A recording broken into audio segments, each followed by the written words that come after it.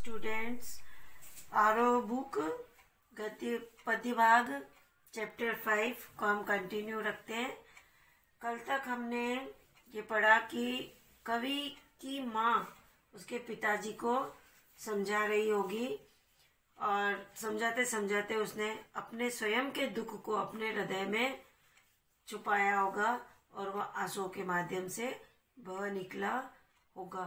और वह अपने पिता को यह भी कह रही थी कि ये सब तुम्हारी शिक्षाओं का फल है जो वह अपने परिवार के प्रति अपनापन जानकर ही उसने कारावास को चुना और वह तुम्हारी इस परंपरा को ही आगे बढ़ा रहा है। उसने अपनी इस परंपरा को टूटने नहीं दिया।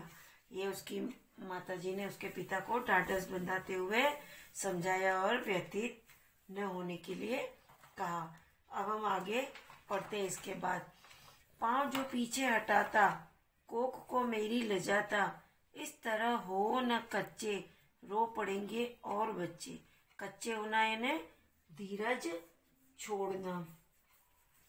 इसका संदर्भ तो वही रहेगा कि प्रस्तुत पंक्तियां हमारी पाठ्य पुस्तक आरोह काव्य भाग चैप्टर 5 भवानी प्रसाद मिश्र द्वारा रचित घर की याद से लिया गया है। अब इसमें कवि पिता उसे याद कर व्यतीत हो रहे होंगे तो उस समय माँ ने उन्हें कैसे दिलासा दिया होगा, इस अवतरण में ये बताया गया है। तो देखिए, कवि को लग रहा है कि अब वो सब इमेजिन कर रहा है वहां बैठे बैठे, क्योंकि सावन का महीना है, लगातार बारिश हो रही है, रात और दिन कवि कारावास में सजा काट रहा है क्योंकि उसने असहयोग आंदोलन में भाग लिया था। इस वजह से उसे जेल की कारावास मिली है और वहीं पर रहते हुए सावन के महीने में तेज बारिश की छड़ी लगी हुई, तो बारिश के महीने में उसे अपने घर वालों की याद सता रही है। तब वह सोच रहा था कि उसे लग रहा था कि माँ पिताजी को इस समय सांत्वना देते हुए कह रही होगी कि यदि हमारा पुत्र देश की सम्मान और रक्षा हेतु कारावास जाने से डर जाता या पीछे हट जाता तो वह ऐसा करके गलत काम ही करता और ऐसा करने से मेरी कोख लज्जित हो जाती। आज उसने अपने कर्तव्य को पूरा कर हमारा मान बढ़ाया है।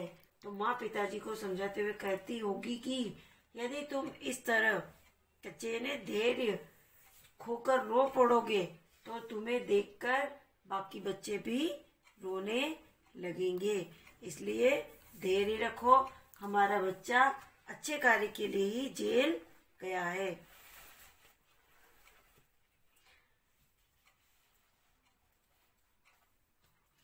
पिताजी ने कहा होगा, हाय कितना सहा होगा, कहाँ मैं रोता कहाँ हूँ, धीर में खोता कहाँ हूँ। तो देखिए, अब पिताजी ने क्या जवाब दिया होगा। मतलब माता पिता के बीच में संवाद चल रहा है, माँ और पिताजी के बीच में संवाद चल रहा है इस अवतरण में। तो देखो, कवि के दिमाग में ये चित्र उभर रहा है कि माँ की बात सुनकर पिताजी ने अपना सारा दुख अंदर ही अंदर छुपाते हुए उत्तर दिया होगा कि मैं कहाँ रो रहा हूँ और मैं कहाँ धैर्य खो रहा हूँ। ये कवि स्पष्ट कर रहा है कि पिता ने उसकी माँ से अपने आंसू और अपना दुख छिपाने का प्रयास कर रहे होंगे। चलिए अब नेक्स्ट। हे हरियाली, हे सजीले हरे सावन कि मेरे पुण्य पावन, तुम बरस लो वे न बरसे, पांचवे को वे न तरसे। पांचवा यानी कवि स्वयं, पांचवा पुत्र, और पावन यानी पवित्र, है सजीले यानी हरियाली से सजे धजे सावन का महीना, इसके बारे में कहा जा रहा है। तो देखो, कवि अब सावन के महीने को संबोधित करते हुए कहता है इन पंक्तियों में। तो इसका प्रसंग है कि कवि कालिदास की मेघदूत परंपरा के अनुसार सावन को संदेशवाहक बनाकर अपने घर भेजता है। कालिदास काम के देवता है और उनकी वो मेघदूत उनकी रचना है। तो देखिए, कवि कारावास में ही बरसते हुए सावन को कहता है कि है हरियाली से सजे धजे सावन, तुम बड़े ही पवित्र और पुण्य स्वरूप वाले हो। मैं चाहता हूँ कि तुम मेरे घर जाकर खूब बरसो। तुम्हारा बरसना मुझे स्वीकार है, परंतु इतना करना कि मेरे माता पिता की आंखें मुझे याद करके न बरसे और उन्हें सुख शांति का संदेश देना। मतलब वे अपने चारों पुत्रों के बीच खुशी का अनुभव करें और पांचवें पुत्र के लिए न तरसे। मैं मजे में हूँ, सही है, घर नहीं हूँ, बस यही है, किंतु यह बस बड़ा बस है, इसी बस से सब विरस है। यहाँ पे बस बस बस का 3 बार प्रयोग हुआ है, इसमें यमक अलंकार होगा। तो देखिए, कवि कहता है कि हे सावन, तुम उन्हें जाकर मेरे कुशलता के समाचार कहना कि मैं यहाँ पर ठीक हूँ, मजे में हूँ, अपना जीवन मजे में व्यतीत कर रहा हूँ। केवल एक ही कमी है कि मैं घर पर नहीं हूँ, बस मुझे घर के बीच न होने की कमी है, बाकी मैं यहाँ पर ठीक हूँ। इसके अतिरिक्त यहाँ सब सुख भोग रहा हूँ, सारे आराम भोग रहा हूँ। कवि सावन से विनती करता है कि तुम मेरे माता पिता से यह कह देना कि मेरी मानसिक यातनाओं की अब बस पराकाष्ठा हो गई है। मतलब अब अंतिम चरम सीमा पर पहुंच गई है मेरी यातनाएं, मतलब अब समाप्त हो गई है, अब मुझे यातनाएं नहीं दी जाती है। जेल की इस पीड़ा को सहते हुए मुझे सब कुछ रसहीन लगने लगा है। ये सब मेरे माता पिता से कभी मत कहना, मेरे खुश होने का ही संदेश देना। इस अंतिम पंक्तियों में कवि की अंतर्व्यता उभर कर सामने आई है। इन 2 अंतिम पंक्तियों में कवि के अंतर्मन का दुख उभर कर सामने आया है। और इसमें जो ये बस तो बस शब्द का विविध अर्थों में प्रयोग हुआ है। तो पहला बस शब्द सांत्वना के लिए आया और अंतिम बस शब्द पराकाष्ठा के लिए आया है, इसलिए यहाँ पर यमक अलंकार होगा। अब देखिए आगे, किंतु उनसे यह न कहना उन्हें देते धीर रहना। उन्हें कहना लिख रहा हूँ, उन्हें कहना पढ़ रहा हूँ।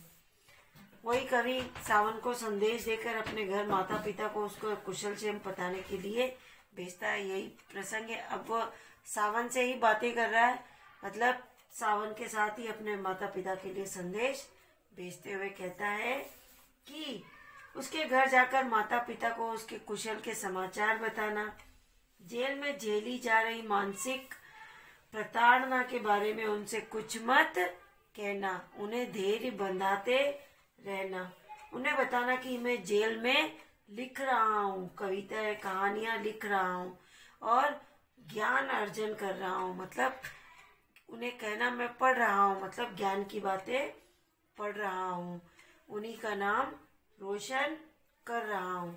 काम करता हूँ कि कहना, नाम करता हूँ कि कहना, चाहते हैं लोग कहना, मत करो कुछ शोक कहना। मतलब उनसे कहना कि मैं वहां रहकर उन्हीं का नाम रोशन कर रहा हूँ। यहाँ के सभी लोग मुझे बहुत चाहते हैं और मुझसे अच्छा व्यवहार करते हैं, और तुम उनसे जाकर कहना कि वे मेरे दूर होने का दुख न करें। मैं यहाँ पर कुशल पूर्वक हूँ और मजे से जीवन व्यतीत कर रहा हूँ। नेक्स्ट, और कहना मस्त हूँ मैं, काटने में व्यस्त हूँ मैं, वजन 70 शेर मेरा और भोजन ढेर मेरा। वही कवि सावन को ही संबोधित करते हुए, मतलब कवि अब सावन के माध्यम से अपने घर पे संदेश भेज रहा है। तो कहता है कि हे सावन, तुम मेरे घर जाकर मेरे परिवार वालों से अर्थात मेरे माता पिता से कहना कि मैं यहाँ मस्ती में मस्त जीवन बिता रहा हूँ और गांधी जी की परंपरा के अनुसार सारा दिन चरखा काटने में मग्न रहता हूँ। और मेरे स्वास्थ्य के बारे में भी बताते हुए कहना कि मैं यहाँ पर ढेर सारा भोजन करता हूँ और मेरा जो वजन है वो 70 किलो हो गया है, इसलिए मेरा किसी भी प्रकार से चिंता न करे। मैं यहाँ पर बिल्कुल मस्त हूँ, कूदता हूँ, खेलता हूँ, दुख डटकर ढेलता हूँ यानी दूर भागता हूँ। और कहना मस्त हूँ मैं, यो न कहना अस्त हूँ मैं। अस्त यानी ढलना, डूबना यानी कमजोर पड़ना। तो कहना, उनसे कहना कि मैं यहाँ कूदता और खेलता रहता हूँ, जेल में बेफिक्र जीवन बिता रहा हूँ। मैं दुखों को अपने पास फटकने तक नहीं देता हूँ, उन्हें दूर ढकेल देता हूँ अर्थात भगा देता हूँ। हे सावन, तुम मेरी उन्हीं कुशलता का समाचार सुनाना।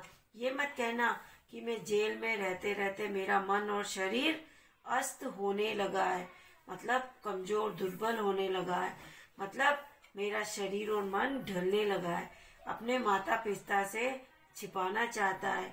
पौष्टिक भोजन न मिलने के कारण मैं यहाँ पर शरीर कमजोर हो गया है।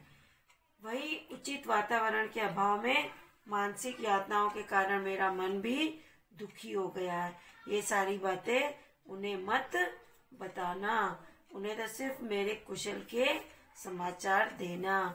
इस हिसाब से इन पंक्तियों के माध्यम से कवि का अंतर मन, मतलब उसका अंतर दुख उभर कर बाहर आ रहा है। अब देखिए नेक्स्ट।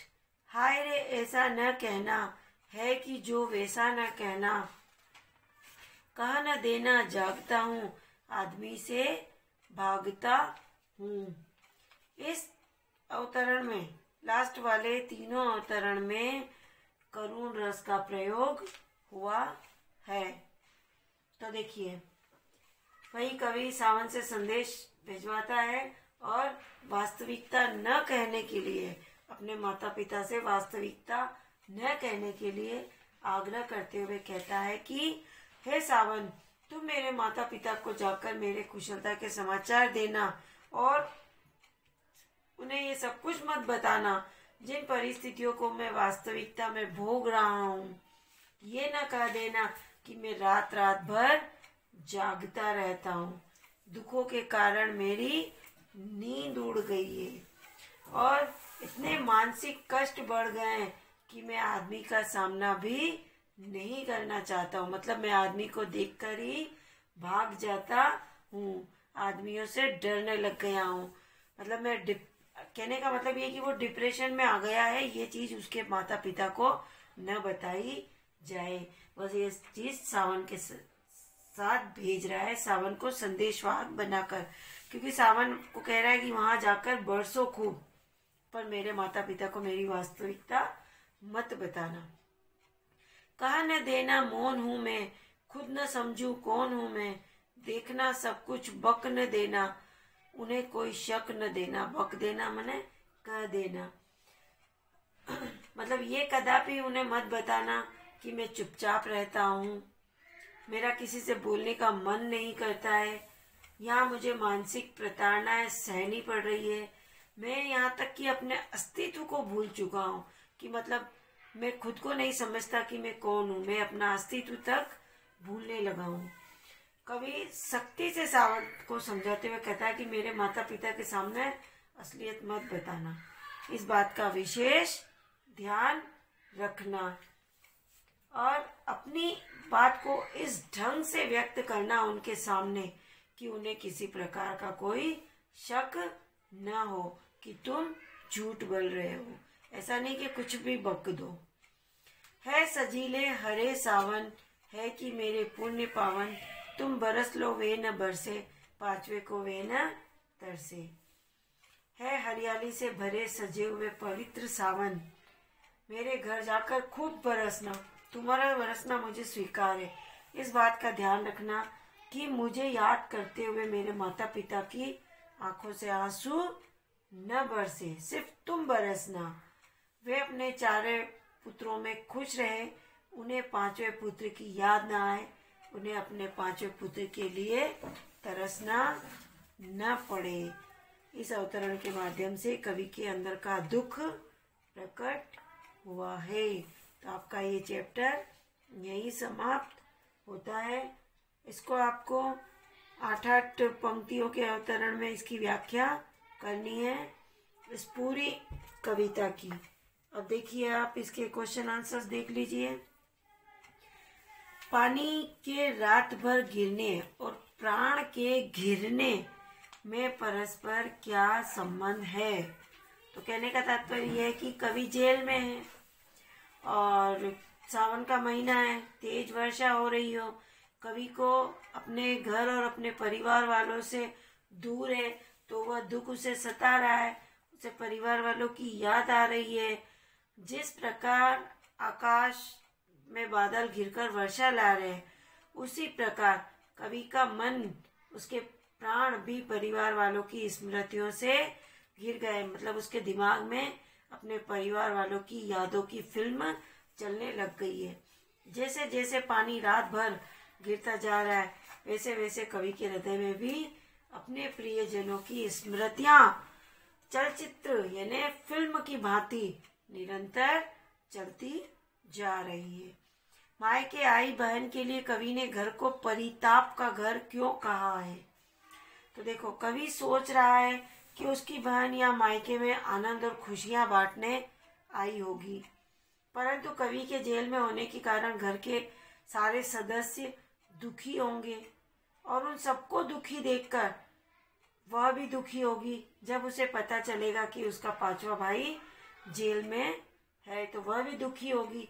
वह तो खुशियां पाने के लिए मायके आई थी, परंतु अपने भाई को न मिलकर मतलब वह घर उसके लिए दुखों का घर बन जाएगा।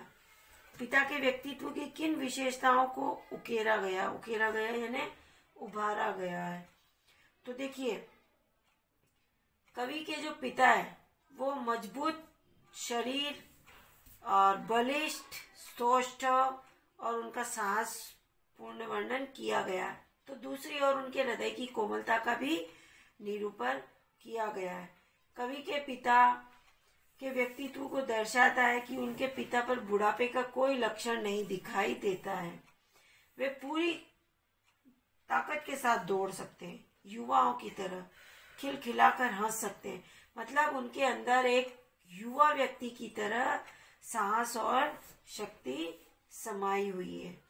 मतलब वे सामने शेर को तो क्या, मौत को देखकर भी न हिचकिचाते हैं और न डरकर भागते हैं।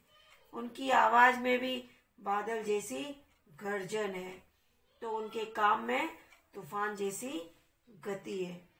गीता का पाठ करना धार्मिक प्रवृत्ति का परिचायक है, तो दंड बैठक करना, मुग्धर हिलाना ये व्यायाम के कारण बने मजबूत शरीर को दर्शाता है।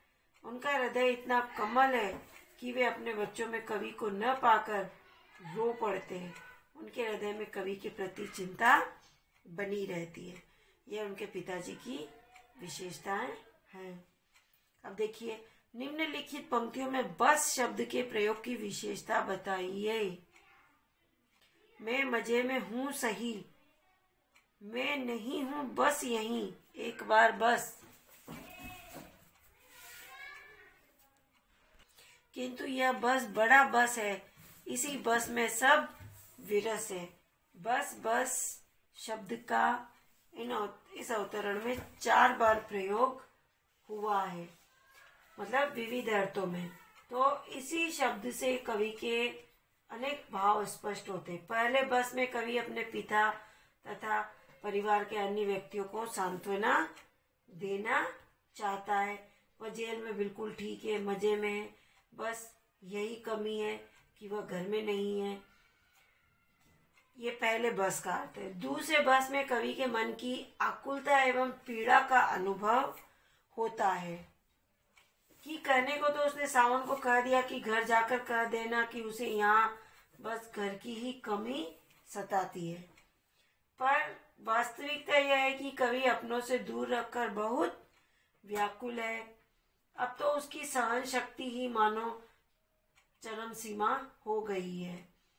वास्तव में अब उसे सब कुछ रसहीन लगता है और अंतिम जो बस है उसके द्वारा कवि की आशावादिता का संकेत मिलता है कि जब घर वालों को उसका संदेश मिल जाएगा कि वह जेल में मजे से है, तो घर के लोग जो खुशियों के से वंचित हो चुके शायद फिर से खुश हो जाए। इन बस का यही अंतर है इन पंक्तियों में। कविता की अंतिम 12 पंक्तियों को पढ़कर कल्पना कीजिए कि कवि अपनी किस स्थिति व मन स्थिति को अपने परिजनों से छिपाना चाहता है।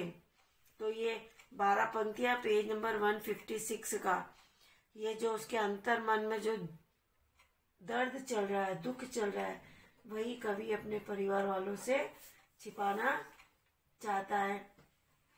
कि मतलब भाई वह अपने परिजनों से दूर रहकर जेल में व्याकुल है, उसे घर की याद सताती है, वह घर वालों को कुशलता का संदेश देना चाहता है। कवि सावन से कहता है कि परिवार वालों से कहे कि वह जेल में खुश है, खूब कूदता है, खूब खेलता है, खूब खाता है, उसे कोई कमी नहीं है, वह यहाँ मस्त है। और कवि इन्हीं बात से अपनी असलियत को छिपाना चाहता है।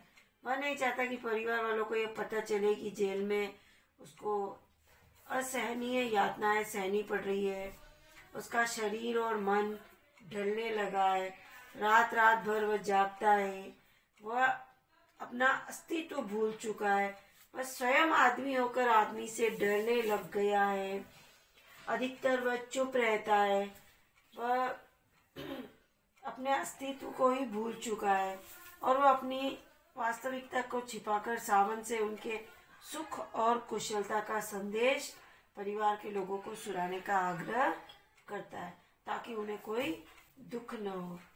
उनकी आंखों में कवि को याद कर आंसू न आए, इसलिए वह अपने परिजनों से अपनी मनस्थिति को छिपाना चाहता है। ऐसी 5 रचनाओं का संकलन कीजिए जिसमें कवि के प्रकृति उपादानों की वो की गई है। ये तो रहने दीजिए, आप ये भी रहने दीजिए। और ये शब्द छवि यानी शब्द संपदा आप स्वयं लर्न करेंगे। अभी आपका चैप्टर खत्म हो गया है। आप इसके सारे क्वेश्चन आंसर्स अपनी कॉपी में करेंगे और इस कविता को बार बार पढ़ेंगे। धन्यवाद।